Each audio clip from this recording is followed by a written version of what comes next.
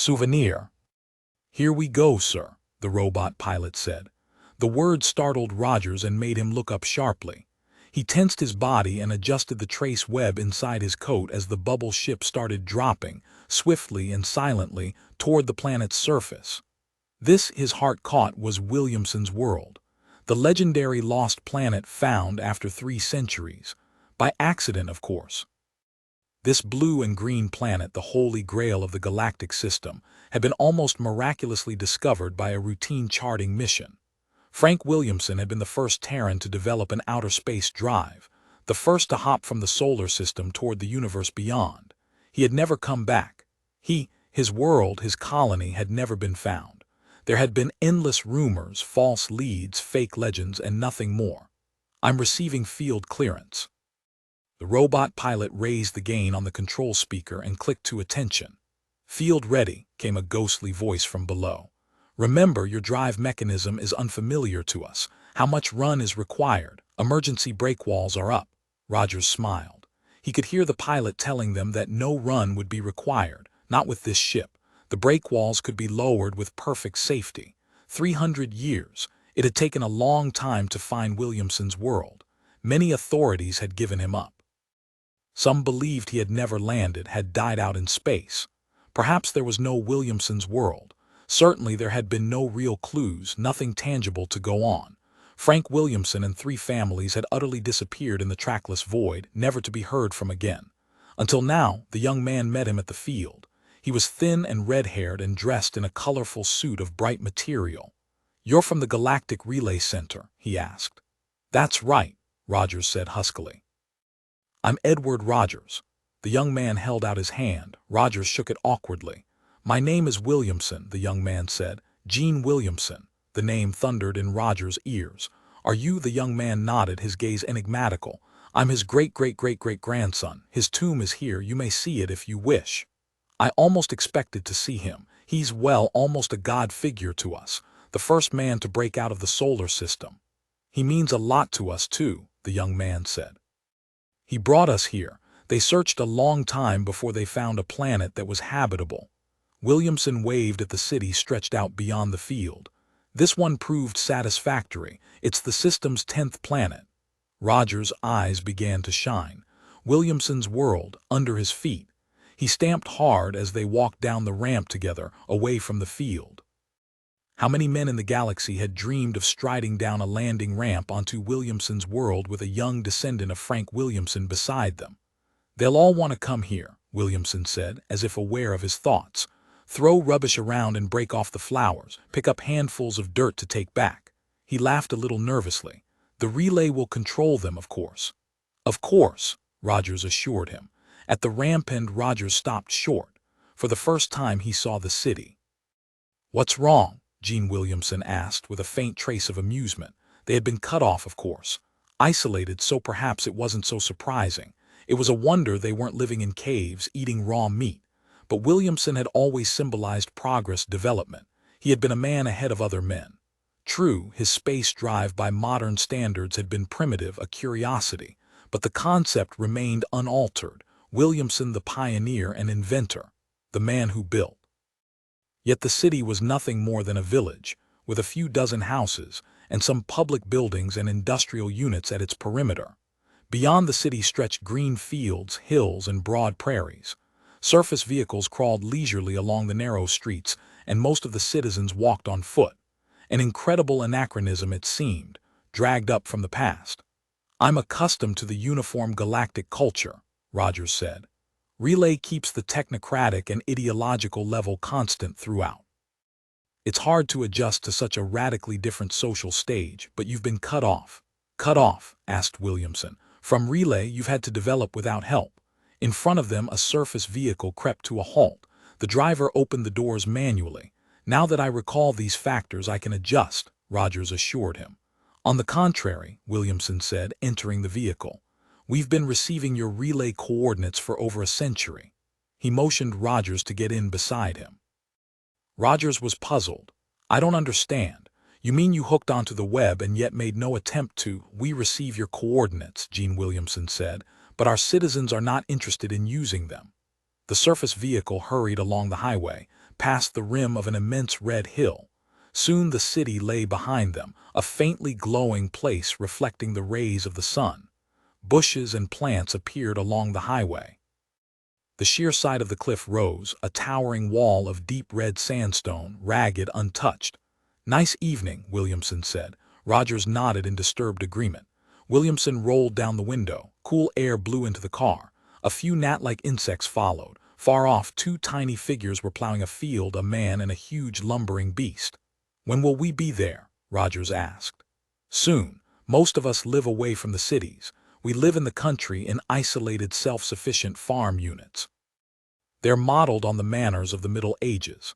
Then you maintain only the most rudimentary subsistence level. How many people live on each farm? Perhaps 100 men and women. 100 people can't manage anything more complex than weaving and dyeing and paper pressing. We have special industrial units manufacturing systems. This vehicle is a good example of what we can turn out. We have communication and sewage and medical agencies. We have technological advantages equal to Terra's. Terra of the 21st century," Rogers protested. "But that was 300 years ago. You're purposely maintaining an archaic culture in the face of the relay coordinates. It doesn't make any sense. Maybe we prefer it. But you're not free to prefer an inferior cultural stage. Every culture has to keep pace with the general trend. Relay makes actual a uniformity of development. It integrates the valid factors and rejects the rest." They were approaching the farm, Gene Williamson's manor. It consisted of a few simple buildings clustered together in a valley to the side of the highway, surrounded by fields and pastures. The surface vehicle turned down a narrow side road and spiraled cautiously toward the floor of the valley. The air became darker. Cold wind blew into the car and the driver clicked his headlights on. "No robots?" Rogers asked. "No," Williamson replied. "We do all our own work." "You're making a purely arbitrary distinction," Rogers pointed out. "A robot is a machine. You don't dispense with machines as such. This car is a machine." "True," Williamson acknowledged. "The machine is a development of the tool," Rogers went on. "The axe is a simple machine. A stick becomes a tool, a simple machine, in the hands of a man reaching for something. A machine is merely a multi-element tool that increases the power ratio. Man is the tool-making animal. The history of man is the history of tools into machines, greater and more efficient functioning elements. If you reject machinery, you reject man's essential key." "Here we are," Williamson said. The vehicle came to a halt and the driver opened the doors for them. 3 or 4 wooden buildings loomed up in the darkness. A few dim shapes moved around, human shapes. "Dinner's ready," Williamson said, sniffing. "I can smell it." They entered the main building. Several men and women were sitting at a long, rough table. Plates and dishes had been set in front of them. They were waiting for Williamson. "This is Edward Rogers," Williamson announced. The people studied Rogers curiously, then turned back to their food. "Sit down," a dark-eyed girl urged. "By me." They made a place for him near the end of the table. Rogers started forward, but Williamson restrained him. "Not there. You're my guest. You're expected to sit with me." The girl and her companion laughed. Rogers sat down awkwardly by Williamson. The bench was rough and hard under him. He examined a handmade wooden drinking cup. The food was piled in huge wooden bowls. There was a stew and a salad and great loaves of bread. "We could be back in the 14th century, Rogers said. "Yes," Williamson agreed. "Manor life goes back to Roman times and to the classical world, the Gauls, Britons. These people here, are they?" Williamson nodded. "My family. We're divided up into small units arranged according to the traditional patriarch basis. I'm the oldest male and titular head." The people were eating rapidly, intent on their food: boiled meat, vegetables, scooped up with hunks of bread and butter and washed down with milk. The room was lit by fluorescent lighting. "Incredible," Rogers murmured. "You're still using electric power." "Oh yes, there are plenty of waterfalls on this planet." The vehicle was electric. It was run by a storage battery. "Why are there no older men?" Rogers saw several dried-up old women, but Williamson was the oldest man, and he couldn't have been over 30. "The fighting," Williamson replied with an expressive gesture. "Fighting, clan wars between families are a major part of our culture." Williamson nodded toward the long table. "We don't live long." Rogers was stunned. Clan wars, but we have pennants and emblems like the old Scottish tribes. He touched a bright ribbon on his sleeve, the representation of a bird. There are emblems and colors for each family, and we fight over them. The Williamson family no longer controls this planet. There is no central agency now. For a major issue, we have the plebiscite, a vote by all the clans. Each family on the planet has a vote. Like the American Indians. Williamson nodded. It's a tribal system. In time we'll be distinct tribes, I suppose. We still retain a common language, but we're breaking up, decentralizing. And each family to its own ways, its own customs and manners. Just what do you fight for? Williamson shrugged. Some real things like land and women, some imaginary, prestige for instance. When honor is at stake, we have an official semi-annual public battle. A man from each family takes part, the best warrior and his weapons. Like the medieval joust. We've drawn from all traditions, human tradition as a whole. Does each family have its separate deity? Williamson laughed. No, we worship in common a vague animism, a sense of the general positive vitality of the universal process. He held up a loaf of bread. Thanks for all this, which you grew yourselves, on a planet provided for us. Williamson ate his bread thoughtfully. The old records say the ship was almost finished. Fuel just about gone, one dead and waste after another. If this planet hadn't turned up, the whole expedition would have perished. Cigar, Williamson said when the empty bowls had been pushed back. Thanks. Rogers accepted a cigar noncommittally. Williamson lit his own and settled back against the wall. How long are you staying? He asked presently. Not long, Rogers answered. There's a bed fixed up for you, Williamson said. We retire early, but there'll be some kind of dancing, also singing and dramatic acts. We devote a lot of time to staging and producing drama. You place an emphasis on psychological release. We enjoy making and doing things, if that's what you mean. Rogers stared about him. The walls were covered with murals painted directly on the rough wood. So I see, he said. You grind your own colors from clay and berries. Not quite, Williamson replied. We have a big pigment industry. Tomorrow I'll show you our kiln where we fire our own things. Some of our best work is with fabrics and screen processes. Interesting. A decentralized society, moving gradually back into primitive tribalism. A society that voluntarily rejects the advanced technocratic and cultural products of the galaxy, and thus deliberately withdraws from contact with the rest of mankind. From the uniform relay-controlled society only, Williamson insisted. Do you know why Relay maintains a uniform level for all worlds? Rogers asked. I'll tell you. There are two reasons. First, the body of knowledge which men have amassed doesn't permit duplication of experiment. There's no time. When a discovery has been made, it's absurd to repeat it on countless planets throughout the universe. Information gained on any of the 1,000 worlds is flashed to Relay Center and then out again to the whole galaxy. Relay studies and selects experiences and coordinates them into a rational, functional system with contradictions. Relay orders the total experience of mankind into a coherent structure. And the second reason, if uniform culture is maintained, controlled from a central source, there won't be war. True, Williamson admitted. We've abolished war. It's as simple as that. We have a homogeneous culture like that of ancient Rome, a common culture for all mankind which we maintain throughout the galaxy. Each planet is as involved in it as any other. There are no backwaters of culture to breed envy and hatred. Such as this. Rogers let out his breath slowly. Yes, you've confronted us with a strange situation. We've searched for Williamson's world for 3 centuries. We've wanted it, dreamed of finding it. It has seemed like Prester John's empire, a fabulous world cut off from the rest of humanity. Maybe not real at all. Frank Williamson might have crashed. But he didn't. He didn't, and Williamson's world is alive with a culture of its own.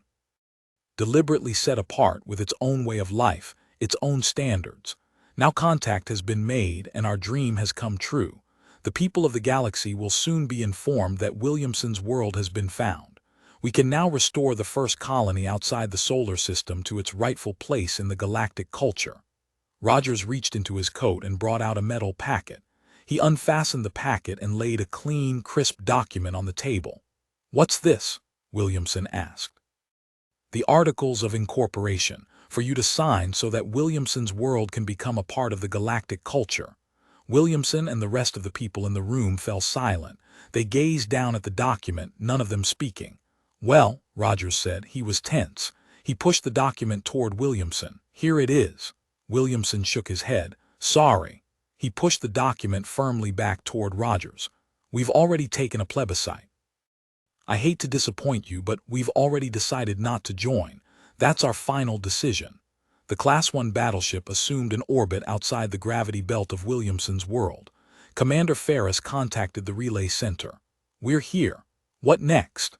"Send down a wiring team. Report back to me as soon as it has made surface contact." 10 minutes later, Corporal Pete Matson was dropped overboard in a pressurized gravity suit. He drifted slowly toward the blue and green globe beneath, turning and twisting as he neared the surface of the planet. Matson landed and bounced a couple of times. He got shakily to his feet. He seemed to be at the edge of a forest. In the shadow of the huge trees, he removed his crash helmet.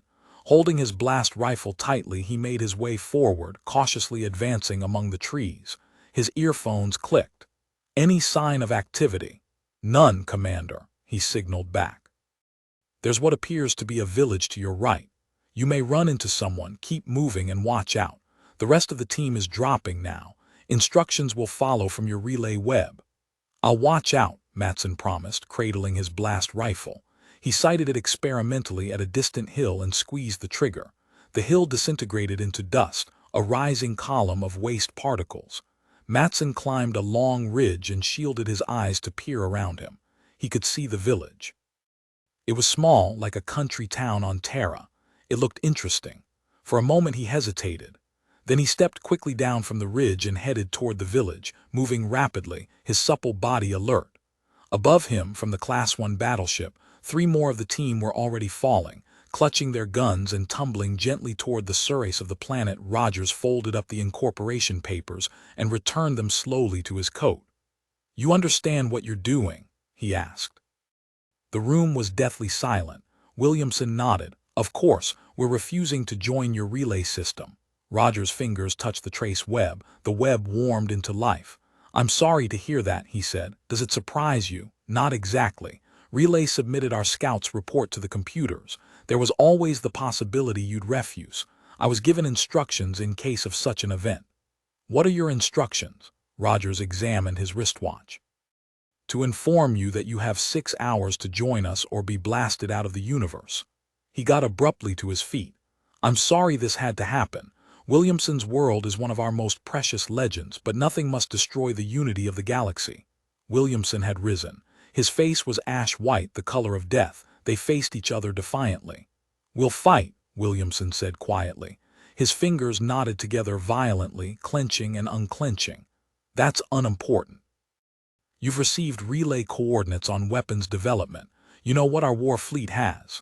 The other people sat quietly at their places, staring rigidly down at their empty plates. No one moved. "Is it necessary?" Williamson said harshly. "Cultural variation must be avoided if the galaxy is to have peace," Rogers replied firmly. "You destroy us to avoid war. We destroy anything to avoid war. We can't permit our society to degenerate into bickering provinces, forever quarreling and fighting like your clans. We're stable because we lack the very concept of variation. Uniformity must be preserved and separation must be discouraged. The idea itself must remain unknown." Williamson was thoughtful. "Do you think you can keep the idea unknown? There are so many semantic correlatives, hints, verbal leads. Even if you blast us, it may arise somewhere else. We'll take that chance." Rogers moved toward the door. "I'll return to my ship and wait there. I suggest you take another vote. Maybe knowing how far we're prepared to go will change the results." "I doubt it," Rogers' web whispered suddenly. "This is north at Relay." Rogers fingered the web in acknowledgement. "A Class 1 battleship is in your area. A team has already been landed. Keep your ship grounded until it can fall back. I've ordered the team to lay out its fission mine terminals." Rogers said nothing. His fingers tightened around the web convulsively. "What's wrong?" Williamson asked. "Nothing." Rogers pushed the door open. "I'm in a hurry to return to my ship. Let's go." Commander Ferris contacted Rogers as soon as his ship had left Williamson's world. North tells me you've already informed them, Ferris said. That's right, he also contacted your team directly, had it prepare to attack. So I'm informed. How much time did you offer them? 6 hours. Do you think they'll give in? I don't know, Rogers said. I hope so, but I doubt it. Williamson's world turned slowly in the view screen with its green and blue forest, rivers, and oceans. Terra might have looked that way once. He could see the Class 1 battleship, a great silvery globe moving slowly in its orbit around the planet. The legendary world had been found and contacted. Now it would be destroyed. He had tried to prevent it, but without success. He couldn't prevent the inevitable. If Williamson's world refused to join the galactic culture, its destruction became a necessity, grim, axiomatic. It was either Williamson's world or the galaxy. To preserve the greater, the lesser had to be sacrificed. He made himself as comfortable as possible by the view screen, and waited. At the end of 6 hours, a line of black dots rose from the planet and headed slowly toward the Class 1 battleship. He recognized them for what they were: old-fashioned jet-driven rocket ships. A formation of antiquated war vessels rising up to give battle. The planet had not changed its mind. It was going to fight. It was willing to be destroyed rather than give up its way of life. The black dots grew swiftly larger, became roaring, blazing metal discs puffing awkwardly along. A pathetic sight. Rogers felt strangely moved, watching the jet-driven ships divide up for the contact. The Class 1 battleship had secured its orbit and was swinging in a lazy, efficient arc. Its banks of energy tubes were slowly rising, lining up to meet the attack. Suddenly, the formation of the ancient rocket ships dived. They rumbled over the Class 1, firing jerkily. The Class 1's tubes followed their path. They began to reform clumsily, gaining distance for a second try and another run. A tongue of colorless energy flicked out. The attackers vanished. Commander Ferris contacted Rogers. The poor tragic fools. His heavy face was gray. Attacking us with those things. Any damage? None whatever. Ferris wiped his forehead shakily. No damage to me at all. What next? Rogers asked stonily. I've declined the mine operation and passed it back to Relay. They'll have to do it. The impulse should already be below them. The green and blue globe shuddered convulsively. Soundlessly, effortlessly, it flew apart. Fragments rose, bits of debris, and the planet dissolved in a cloud of white flame, a blazing mass of incandescent fire. For an instant it remained a miniature sun lighting up the void. Then it faded into ash. The screens of Rogers' ship hummed into life as the debris struck. Particles rained against them and were instantly disintegrated. Well, Ferris said, it's over. North will report the original scout mistaken. Williamson's world wasn't found. The legend will remain a legend. Rogers continued to watch until the last bits of debris had ceased flying and only a vague, discolored shadow remained. The screens clicked off automatically. To his right, the Class 1 battleship picked up speed and headed toward the Riga system. Williamson's world was gone. The galactic relay culture had been preserved. The idea, the concept of a separate culture with its own ways, its own customs, had been disposed of in the most effective possible way. Good job, the relay trace web whispered. North was pleased. The fission mines were perfectly placed. Nothing remains. No, Rogers agreed. Nothing remains. Corporal Pete Matson pushed the front door open, grinning from ear to ear. Hi, honey, surprise. Pete, Gloria Matson came running, throwing her arms around her husband. What are you doing home, Pete? Special leave, 48 hours. Pete tossed down his suitcase triumphantly. Hi there, kid. His son greeted him shyly. Hello. Pete squatted down and opened his suitcase. How have things been going? How's school? He's had another cold, Gloria said. He's almost over it, but what happened? Why did they? Military secret. Pete fumbled in his suitcase. Here. He held something out to his son. I brought you something, a souvenir. He handed his son a handmade wooden drinking cup. The boy took it shyly and turned it around, curious and puzzled.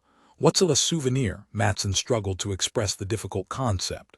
Well, it's something that reminds you of a different place, something you don't have where you are, you know. Matson tapped the cup. That's to drink out of.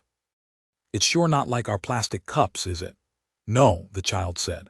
Look at this, Gloria. Pete shook out a great folded cloth from his suitcase printed with multicolored designs. Picked this up cheap. You can make a shirt out of it. What do you say? Ever seen anything like it? No, Gloria said, awed. I haven't. She took the cloth and fingered it reverently. Pete Matson beamed as his wife and child stood clutching the souvenirs he had brought them, reminders of his excursion to distant places. Foreign lands. Gee, his son whispered, turning the cup around and around. A strange light glowed in his eyes. Thanks a lot, Dad, for the souvenir. The strange light grew. If you enjoyed this or any of my other work, please be sure to like and subscribe, as it really helps with the algorithm. And if you really enjoyed this, please leave me a tip via the link in the description.